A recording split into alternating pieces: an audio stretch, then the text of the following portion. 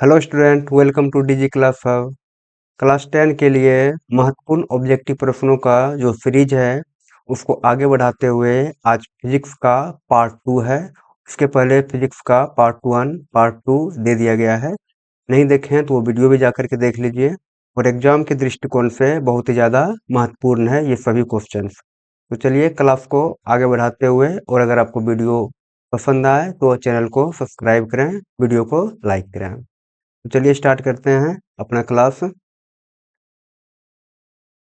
चलिए स्टार्ट करते हैं। पहला क्वेश्चन, साइड मिरर के रूप में प्रयुक्त होता है, यानी कि वाहन में जो पीछे देखने के लिए दर्पण लगा होता है वह प्रयुक्त होता है, यानी कि वह कौन सा दर्पण होता है? तो वह होता है उत्तल दर्पण। कौन सा दर्पण हो जाएगा? उत्तल दर्पण। नेक्स्ट, एक अवतल दर्पण की फोकस दूरी 10 सेंटीमीटर है। अवतल दर्पण है और फोकस दूरी है 10 सेंटीमीटर, यानी कि f बराबर है 10 सेंटीमीटर। बोला गया उसकी वक्रता त्रिज्या क्या होगी? तो वक्रता त्रिज्या यानी कि r बराबर होता क्या है? 2f। कहने का मतलब हो गया कि वक्रता त्रिज्या फोकस दूरी की दो गुनी होती है। तो फोकस दूरी क्या है? तो 10 सेंटीमीटर है, तो r बराबर क्या हो जाएगा? तो 2 गुना 10, यानी 2 गुनी दूरी, यानी कि 20 सेंटीमीटर। सही आंसर 20 सेंटीमीटर। अगला क्वेश्चन, सरल सूक्ष्मदर्शी में किसका उपयोग होता है? यानी कि जो सरल सूक्ष्मदर्शी होता है उसमें किसका उपयोग होता है? इसमें उपयोग हो जाएगा उत्तल लेंस का। इसका उपयोग होगा उत्तल लेंस का। किस लेंस के द्वारा सिर्फ काल्पनिक प्रतिबिंब बनता है? यानी किस लेंस के द्वारा सिर्फ काल्पनिक प्रतिबिंब बनता है? बताइए इसमें कौन सा आंसर सही हो जाएगा? इसका आंसर हो जाएगा अवतल लेंस, यानी अवतल लेंस के द्वारा सिर्फ काल्पनिक प्रतिबिंब ही बनता है। और याद रखिएगा काल्पनिक प्रतिबिंब हमेशा कैसा होगा? तो ये सीधा होता है। काल्पनिक प्रतिबिंब सीधा होता है और वास्तविक प्रतिबिंब कैसा होगा? तो उल्टा होता है। अगला क्वेश्चन, काल्पनिक प्रतिबिंब होता है, यानी काल्पनिक प्रतिबिंब कैसा होता है? तो काल्पनिक प्रतिबिंब हमेशा सीधा होता है। और उल्टा कौन सा प्रतिबिंब होगा? तो उल्टा होता है वास्तविक प्रतिबिंब। वास्तविक प्रतिबिंब हमेशा उल्टा होता है, तो सही आंसर हो जाएगा सीधा। अगला क्वेश्चन, लेंस में मुख्य फोकस की संख्या कितनी होती है? तो लेंस कोई भी हो, उत्तल हो या अवतल लेंस हो, है ना, अगर ये उत्तल लेंस है इसको बोल दिए क्या? तो मुख्य अक्ष, इसको बोला गया मुख्य अक्ष। उसके बाद इसमें होगा क्या? तो यहाँ पे होता है ओ, इसको बोला जाता है ऑप्टिक सेंटर, यानी प्रकाशिक केंद्र। वो हो गया। यहाँ पे एक बिंदु होता है, ये हो गया F1। यहाँ पे एक बिंदु होता है, ये हो गया F2। यहाँ पे एक बिंदु होगा, ये होता है 2F1। और यहाँ पे है ये हो गया 2F2। तो बोला गया मुख्य फोकस कितनी है? तो ये आपको दिख रहा है F1 और F2, इसी को बोला जाता है मुख्य फोकस। तो उत्तल लेंस हो या अवतल लेंस हो, दोनों में मुख्य फोकस की संख्या 2 होती है। कितनी हो जाएगी? 2। नेक्स्ट, दाढ़ी बनाने में कौन सा दर्पण प्रयुक्त होता है? यानी कि दाढ़ी बनाने के लिए कौन सा दर्पण प्रयुक्त होता है?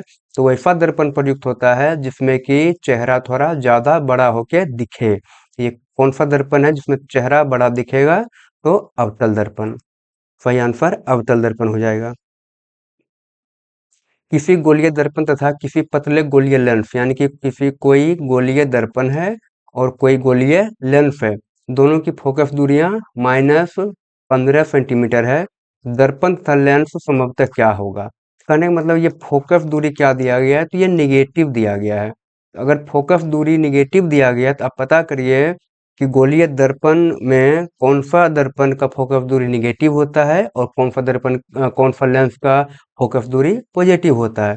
इसका आंसर हो जाएगा दोनों अवतल, यानी कि अवतल दर्पण में और अवतल लेंस में फोकस दूरी ऋणात्मक होती है। नेक्स्ट, एक उत्तल लेंस होता है। बोला गया एक उत्तल लेंस होता है, तो उत्तल लेंस कैसा होता है? इसको बोलते हैं, इसको बोल दिए उत्तल लेंस होता है इसे, और ये होता है अवतल लेंस। आप देख करके बताइए उत्तल लेंस कैसा होगा? सभी जगह समान मोटाई का? तो बिल्कुल नहीं। बीच की अपेक्षा किनारों पर मोटा? तो बीच की अपेक्षा किनारों पर मोटा होता है? बिल्कुल नहीं। किनारों की अपेक्षा बीच में मोटा, किनारों की अपेक्षा बीच में मोटा होता है। यह है उत्तल और यह है अवतल। तो किनारों की अपेक्षा बीच में मोटा, सही आंसर सी नंबर हो जाएगा। अगला क्वेश्चन, गोलीय दर्पण में फोकसांतर एवं वक्रता त्रिज्या के बीच संबंध है, यानी कि फोकस और वक्रता त्रिज्या के बीच में क्या संबंध है, इसको बोला गया एफ और इसको बोलते हैं आर। एफ और आर में क्या संबंध है, तो आर क्या होता है, यानी वक्रता त्रिज्या क्या होगा, फोकस दूरी का दुगुना होता है। सही आंसर आर बराबर 2f। अगला क्वेश्चन, उत्तल लेंस में जब बिंब f और 2f के बीच रखा जाता है तब प्रतिबिंब होता है। तो आइए इसको देखते हैं थोड़ा, और इसके बाद कोई भी कंफ्यूजन रहेगा ही नहीं इसमें कि प्रतिबिंब कहाँ बनता है, प्रतिबिंब कैसा हो, कोई कंफ्यूजन नहीं होगा। अगर ये उत्तल लेंस को बनाए हैं तो इसके बीचों बीच एक रेखा होता है जिसको बोला जाता है प्रधान अक्ष या मुख्य अक्ष। अच्छा, इसमें होता है बीच में एक बिंदु होगा जिसको बोलते हैं ओ, प्रकाशीय केंद्र। इसको बोला गया F1, इसको बोल दिए F2, और ये हो गया 2F1, और ये हो गया 2F2। इसको बोला गया अनंत, और ये भी हो गया अनंत। अब बताइए पहले इसमें बिंब को या वस्तु को रखने का जगह कितना है इसमें लेंस के सामने। तो हम कितना रख सकते हैं, या तो हम वस्तु को अनंत पे रख सकते हैं, या वस्तु को अनंत और 2F1 के बीच में रख सकते हैं, या तो हम रख सकते हैं 2F1 पे वस्तु को रख सकते हैं, या तो 2F1 और F1 के बीच में रख सकते हैं, या F1 पे वस्तु को रख सकते हैं, या तो F1 और O के बीच में हम वस्तु को रख सकते हैं। ये बोला गया प्रतिबिंब का ये पहला स्थिति हो गया, वस्तु का पहला स्थिति, ये दूसरा, ये तीसरा, ये चौथा, ये पांचवा, ये छठा। हम 6 जगह वस्तु को रख सकते हैं लेंस के सामने और उत्तल लेंस के सामने। अब देखिए क्या होगा, अगर आप वस्तु को रखिएगा अनंत पे, 1 नंबर वाले को अनंत पे रखिएगा, तो प्रतिबिंब कहाँ पे बनेगा, तो प्रतिबिंब बनेगा ये है F1, ये प्रतिबिंब बनेगा F1 पे। कहाँ पे बनेगा, F1 पे बन जाएगा। अच्छा, अब जब F1 पे बन गया प्रतिबिंब, तो एक स्टेप आगे आइए, 2 नंबर पे आ गए हैं, वस्तु को एक स्टेप आगे खिसका के रखे हैं, तो प्रतिबिंब भी एक स्टेप आगे खिसक करके यहाँ पे बनेगा, यानी कि F1 और F2 के बीच में बनेगा। अच्छा, एक स्टेप और आइए आगे, तो यहाँ अगर 3 नंबर वाला प्रतिबिंब 2F1 पे है, तो एक स्टेप ये भी आगे हो जाएगा प्रतिबिंब भी, तो ये हो जाएगा 2F2 पे। कहाँ पे बनेगा, 2F2 पे बनेगा। और अगर वस्तु को रखा जाएगा 2F1 और F1 के बीच में, तो प्रतिबिंब कहाँ पे बनेगा, एक स्टेप और आगे आ जाएगा, ये बनेगा यहाँ पे अनंत और 2F2 के बीच में। अच्छा, अगर वस्तु को रखा गया F1 पे, फोकस पे रखा गया, तो प्रतिबिंब बनेगा अनंत पे। कहाँ पे बन जाएगा, अनंत पे बन जाएगा। लेकिन एक इसका छठा केस जो है ये थोड़ा स्पेशल होता है। अगर वस्तु को रखा गया F1 और O के बीच में, तो प्रतिबिंब बनेगा लेंस के तरफ ही प्रतिबिंब बन जाएगा, यानी वस्तु के तरफ ही प्रतिबिंब बन जाएगा, और ये प्रतिबिंब यहाँ पे ऐसे करके बन जाएगा। अब इसको देखिए, ये 1 नंबर वाला वस्तु का प्रतिबिंब है, ये 2 नंबर का, ये 3 नंबर, ये 4 नंबर और ये 5 नंबर वाले का, और ये है 6 नंबर वाले का प्रतिबिंब। अब बताइए आप, यहाँ पे F1 और 2F2 के बीच जो प्रतिबिंब बना, 1 नंबर 2 नंबर, ये होगा वस्तु से छोटा, वस्तु से छोटा, और ये होता है 2F2 पे, ये होता है वस्तु के बराबर, और ये दोनों केस में क्या हो जाएगा, तो वस्तु से बड़ा प्रतिबिंब बनता है ना। और बोला जाएगा अगर इधर का पूरा जो प्रतिबिंब बना है, पूरा का पूरा ये प्रतिबिंब बना कैसा है, तो ये बना है वास्तविक, और वास्तविक प्रतिबिंब हमेशा होता है उल्टा। आपको दिख भी रहा है नीचे तरफ बना है, तो ये उल्टा, वास्तविक और उल्टा। और ये छठा केस में जो प्रतिबिंब बना है, ये कैसा होगा, तो ये होगा काल्पनिक, और कैसा होगा, ये सीधा और वस्तु से बड़ा होगा। इतना के बाद एक भी क्वेश्चन उत्तल लेंस का नहीं छूटेगा, पूरा का पूरा बन जाएगा, कोई कंफ्यूजन। अब जो पूछा है उसका आंसर दीजिए। बोला गया बिंब को रखा F और 2F2 के बीच में, यानी F और 2F2 के बीच में, यानी 4 नंबर वाले के बारे में बात कर रहा है ना। तब बना प्रतिबिंब क्या होगा, तो 4 नंबर को देखिए कहाँ है, यहाँ 4 नंबर। बड़ा प्रतिबिंब क्या होगा, पहली बात ये होगा कैसा, तो ये होगा वास्तविक, और वस्तु से बड़ा होगा छोटा होगा, तो वस्तु से ये बड़ा होगा, तो बड़ा और वास्तविक। आंसर नंबर ए, 12 का ए। नेक्स्ट, मानव नेत्र में उपस्थित लेंस है, यानी कि मानव के नेत्र में जो लेंस होता है वो कौन सा लेंस होता है, तो यह होता है उत्तल लेंस। उत्तल लेंस हो जाएगा। अगला क्वेश्चन, निम्न में से किस दृष्टि दोष में नेत्र को क्रिस्टलीय लेंस, नेत्र का क्रिस्टलीय लेंस क्या होगा, तो धुंधला अपारदर्शी हो जाता है, यानी कि अपारदर्शी का मतलब उससे होके प्रकाश पार नहीं कर पाएगा, इसलिए धुंधला हो जाता है, दिखाई नहीं देने लगता है। तो ऐसा कौन सा रोग में होता है, ये होता है मोतियाबिंद में। ये हो गया मोतियाबिंद। अगला, स्पेक्ट्रम में किस रंग का विचलन या झुकाव कम होता है, तो जो स्पेक्ट्रम होता है, प्रिज्म के द्वारा जो वर्ण का विक्षेपण किया जाता है, बोला गया किस रंग का विचलन या झुकाव कम होता है ना। तो किस रंग का झुकाव और विचलन कम हो जाएगा, तो इसका सही आंसर हो जाएगा लाल। किसका हो जाएगा, ये हो जाएगा लाल रंग। अगर लेकिन अगर पूछेगा किसका विचलन और झुकाव सबसे अधिक होगा, ये हो जाएगा बैगनी। अगला क्वेश्चन, प्रकाश के किस रंग का तरंगदैर्घ्य सबसे कम होता है,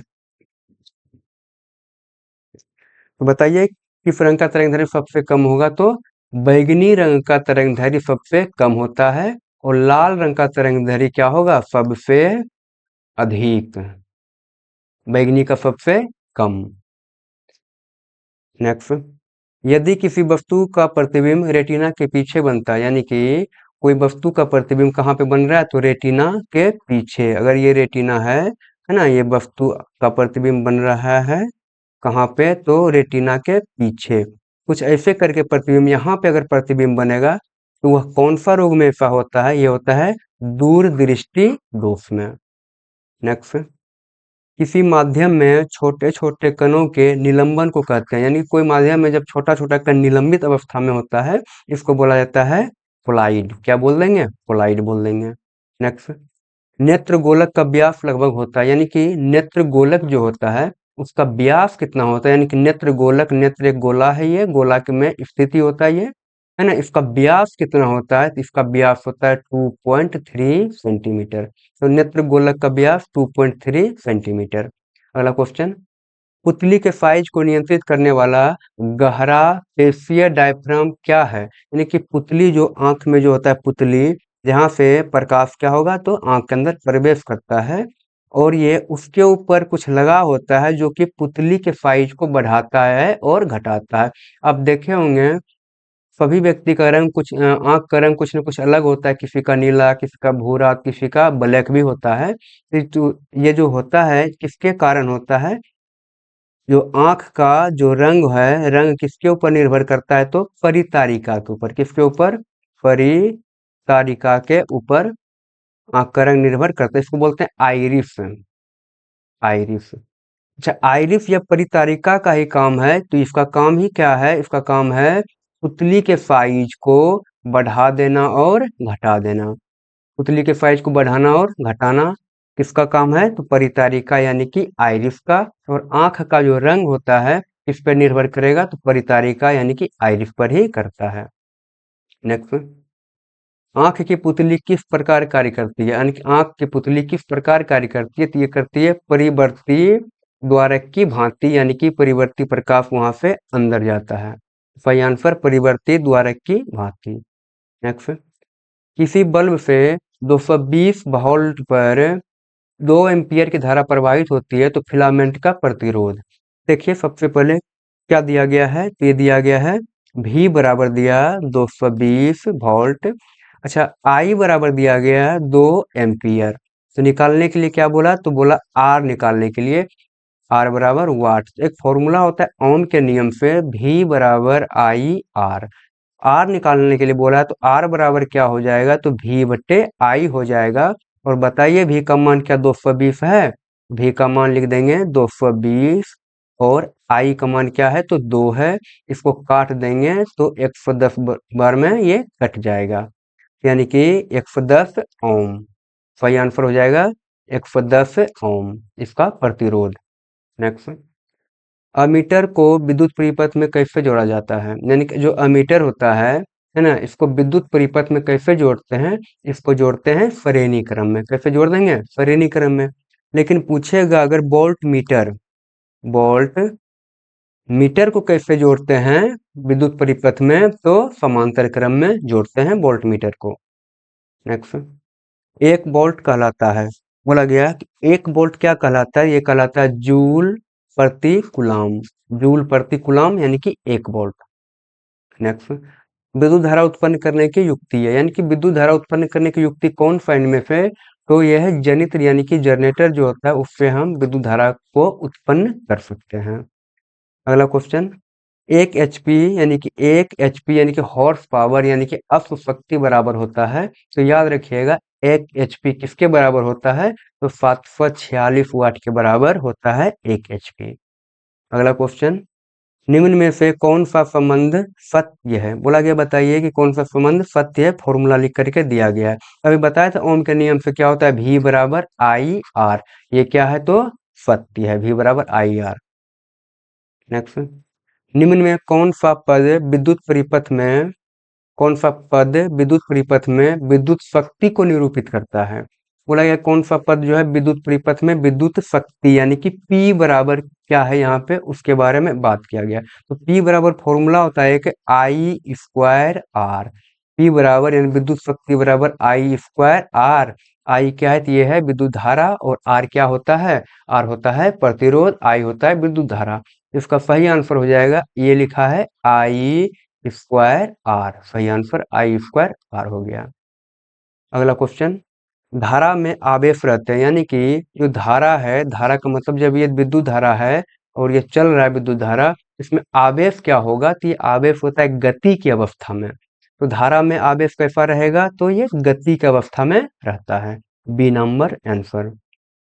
नेक्स्ट, 1 किलोवाट घंटा यानी 1 किलोवाट घंटा इसको बोलते हैं किलो वाट घंटा। और कितना? 1 किलोवाट घंटा। तो 1 किलोवाट घंटा का व्यवहारिक मात्रक क्या है? इसको बोला जाता है यूनिट, यानी कि 1 किलोवाट घंटा को बोलते हैं 1 यूनिट, यानी इसका व्यवहारिक मात्रक यूनिट हो जाएगा। नेक्स्ट, 1 जूल का मान होता है, बोला गया कि 1 जूल का मान होता है, इसमें ऑप्शन नहीं है। 1 जूल का मान क्या होता है आप इसको याद कर लीजिएगा, 0.239। ये होता है 1 जूल का मान, इतना कैलोरी,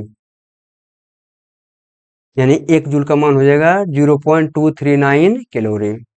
नेक्स्ट, शुष्क सेल में ऋण इलेक्ट्रोड किस धातु का बनाया जाता है? यानी कि शुष्क सेल में 2 इलेक्ट्रोड होता है, एक होता है धन, एक होता है ऋण। 2 प्रकार का इलेक्ट्रोड का उपयोग किया जाता है। तो अगर बोला जाए कि ऋण इलेक्ट्रोड किसका बना होता है? ये बना होता है जिंक यानी कि जफ्ता का, जफ्ता। लेकिन अगर बोलेगा कि धन जो है किसका बना होगा? तो ये होगा कार्बन का। धन इलेक्ट्रोड किसका बना होता है? तो ये कार्बन का बना होता है। नेक्स्ट, किसी कुंडली का प्रतिरोध ज्ञात करने का सूत्र है, यानी कि किसी कुंडली का हमको प्रतिरोध निकालना होता है, यानी कि R बराबर क्या होगा? V बटे आई। R बराबर V बटे आई। तो ये इसका कौन सा आंसर हो जाएगा? इसका आंसर हो जाएगा बी नंबर, R बराबर V बटे आई।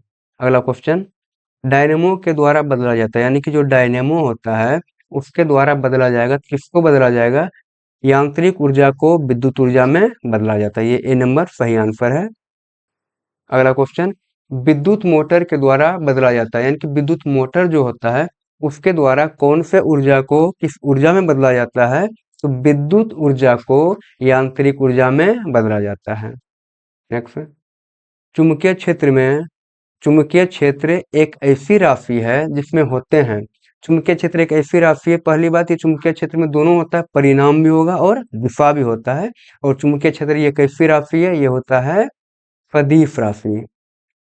सदिश राशि होता है। क्यों होता है? इसमें परिणाम भी होता है और इसमें दिशा भी होता है। इसका सही आंसर हो जाएगा सी नंबर, ए और बी दोनों, ए और बी दोनों। नेक्स्ट, किसी कुंडली में प्रेरित विद्युत वाहक बल का मान उसके संबंध चुंबकीय फ्लक्स के परिवर्तन की दर का क्या होगा? ये होता है समानुपाती, यानी कि समानुपाती होता है किसी कुंडली में प्रेरित विद्युत वाहक बल का मान और चुंबकीय फ्लक्स में परिवर्तन की दर, ये क्या होगा? समानुपाती होगा। नेक्स्ट, किसी छड़ चुंबक के अंदर चुंबकीय क्षेत्र रेखाएं की दिशा क्या होती है? तो देखिए, अगर छड़ चुंबक की बात करेगा तो ये अगर हम बोल देंगे ये है छड़ चुंबक, ये छड़ चुंबक है। तो चुंबक में दो होता है पोल, एक को बोलते हैं नॉर्थ पोल यानी कि उत्तरी ध्रुव, एक होता है दक्षिणी ध्रुव यानी कि साउथ पोल। ये हो गया साउथ पोल। अच्छा, इसमें होगा क्या कि चुंबकीय क्षेत्र होता क्या है कि नॉर्थ पोल के तरफ से निकल करके साउथ पोल की तरफ आता है, नॉर्थ पोल से निकल करके साउथ पोल की तरफ आएगा, नॉर्थ पोल की तरफ से निकल करके साउथ पोल की तरफ आता है, नॉर्थ से निकल करके साउथ की तरफ आता है। ये होता है चुंबक के बाहर। लेकिन क्या पूछा गया कि छड़ चुंबक के अंदर के बारे में पूछा गया है। तो अंदर में क्या होगा कि ये ऐसे करके नॉर्थ से गया साउथ, साउथ होते हुए अंदर के द्वारा फिर से क्या होगा? नॉर्थ आ जाएगा। यानी कि अगर पूछेगा अंदर की ओर क्या होगा, अंदर की ओर होता है साउथ से नॉर्थ, यानी कि दक्षिण ध्रुव से उत्तर ध्रुव अंदर में। और चुंबक के बाहर क्या होगा? चुंबक के बाहर होगा उत्तर ध्रुव से दक्षिण ध्रुव। नेक्स्ट, वह उपकरण जो किसी परिपथ में विद्युत धारा की उपस्थिति सूचकांक करता है उसे कहते हैं, यानी कि वह कौन सी युक्ति उपकरण है जिसके द्वारा पता लगाया जाता है कि विद्युत धारा है कि नहीं है ना? तो वो होता है अमीटर। ये क्या हो जाएगा? अमीटर हो जाएगा। अगला क्वेश्चन, माइकल फैराडे थे। बोला कि माइकल फैराडे क्या थे? तो ये एक प्रसिद्ध भौतिक शास्त्री थे। माइकल फैराडे क्या थे? प्रसिद्ध भौतिक शास्त्री। नेक्स्ट, विद्युत परिपथ की लघुपतन अथवा अतिभारण के कारण होने वाली हानि से सुरक्षा की सबसे महत्वपूर्ण युक्ति है। यानी कि जो लघुपतन होता है उसमें अगर हमको सुरक्षा के लिए अगर कुछ लगाना हो तो कौन सी युक्ति होगा जो कि सबसे महत्वपूर्ण होता है? ये होता है फ्यूज। ये क्या हो जाएगा? फ्यूज। नेक्स्ट, चुम्बकों के सजातीय ध्रुवों के बीच परस्पर, यानी कि चुम्बक में दो ध्रुव होता है, इतना तो आपको पता चल गया। कौन कौन सा ध्रुव होगा? एक होता है नॉर्थ, एक होता है साउथ। अच्छा, एक और चुम्बक अगर है, एक और चुम्बक है तो ये हो गया, ये है नॉर्थ और ये है साउथ। अगर यहाँ पे नॉर्थ और साउथ आपको दिख रहा होगा, दो चुम्बक को पास रखे हैं, अगर ये नॉर्थ और साउथ है तो ये क्या करेगा? तो एक दूसरे को आकर्षित करेगा। यहाँ पे एक दूसरे को क्या करेगा? तो आकर्षित करेगा। क्यों आकर्षित करेगा? क्योंकि ये समान ध्रुव नहीं है, अलग अलग अगर ध्रुव होगा, ये साउथ ध्रुव है, ये है नॉर्थ, अलग अलग ध्रुव है तो ये एक दूसरे को आकर्षित करेगा। लेकिन अगर और चुम्बक को ऐसे करके लेके आएंगे, यहाँ पे रखेंगे नॉर्थ, इसको रखेंगे साउथ, यानी कि यहाँ पे आपको दिख रहा है दोनों एक ही ध्रुव अगर है तो यहाँ पे होगा क्या? तो प्रतिकर्षण, प्रतिकर्षण। तो याद रखिएगा, सजातीय ध्रुव के बीच में होगा प्रतिकर्षण और अलग अलग ध्रुवों के बीच में होगा आकर्षण। तो इसका सही आंसर हो जाएगा प्रतिकर्षण होता है। अगला क्वेश्चन, टिहरी बांध किस नदी पर बना है? बोला गया टिहरी बांध किस नदी पे बना है? तो गंगा, सतलज, यमुना, नर्मदा। इसमें आंसर नहीं है। ये टिहरी बांध किस नदी पे बना है? ये बना है भागीरथी नदी, भागीरथी नदी पर ये टिहरी बांध बना है। और ये कौन सा राज्य में है? ये है उत्तराखंड में, उत्तराखंड में। अगला क्वेश्चन, भारत का पवन ऊर्जा द्वारा विद्युत उत्पादन करने वाले देशों में कौन सा स्थान है? यानी कि पवन ऊर्जा के द्वारा जो विद्युत उत्पन्न किया जाता है उसमें भारत का स्थान कौन सा है? भारत का स्थान है 5वां, यानी भारत 5वें नंबर पे है पवन ऊर्जा से विद्युत ऊर्जा उत्पादन करने में। अगला क्वेश्चन, बांध के द्वारा स्थापित टरबाइन ज्वारीय ऊर्जा को किस ऊर्जा में रूपांतरित करता है? तो बांध के में जो स्थापित होता है टरबाइन, वह ज्वारीय ऊर्जा को विद्युत ऊर्जा में रूपांतरित करता है। अगला क्वेश्चन, हाइड्रोजन बम किस अभिक्रिया पर आधारित है? बोला गया कि ये जो हाइड्रोजन बम होता है वह किस प्रकार के अभिक्रिया पर आधारित है? तो इसका आंसर हो जाएगा नाभिकीय संलयन। हाइड्रोजन बम नाभिकीय संलयन पर आधारित होता है। लेकिन अगर पूछेगा कि बताइए परमाणु बम जो है, परमाणु बम वह किस अभिक्रिया पर, परमाणु बम अगर है यह किस अभिक्रिया पर आधारित होता है? यह होता है नाभिकीय विखंडन पे परमाणु बम। नेक्स्ट, तारापुर नाभिकीय विद्युत संयंत्र किस राज्य में स्थित है? यह है कहाँ पे? तो महाराष्ट्र में। तारापुर नाभिकीय विद्युत संयंत्र महाराष्ट्र में स्थित है। अगला क्वेश्चन, राणा प्रताप सागर यानी कि राणा प्रताप सागर नाभिकीय विद्युत संयंत्र किस राज्य में स्थित है? यह हो जाएगा राजस्थान। कहाँ पे स्थित है? राजस्थान में। इसी का नाम है रावत भाटा। रावत भाटा नाभिकीय विद्युत संयंत्र कहाँ पे? तो राजस्थान में। अगला क्वेश्चन बोला गया कल्पक्कम नाभिकीय विद्युत संयंत्र किस राज्य में है? तो कल्पक्कम नाभिकीय विद्युत संयंत्र है ये तमिलनाडु में। कहाँ पे? तमिलनाडु में। अगला क्वेश्चन, केगा नाभिकीय विद्युत संयंत्र किस राज्य में? बोला केगा नाभिकीय विद्युत संयंत्र जो है किस राज्य में है? यह है कर्नाटक में। केगा कर्नाटक में है। अगला क्वेश्चन, अच्छा एक क्वेश्चन रहने देते हैं आप लोग के लिए, आप लोग इसका आंसर बताइएगा कमेंट बॉक्स में कि इसका सही आंसर क्या होगा। अगर आपको क्लास अच्छा लगा हो तो चैनल को सब्सक्राइब करें, वीडियो को लाइक करें, अपने दोस्तों में शेयर करें। मिलते हैं अगली क्लास में। Thank you.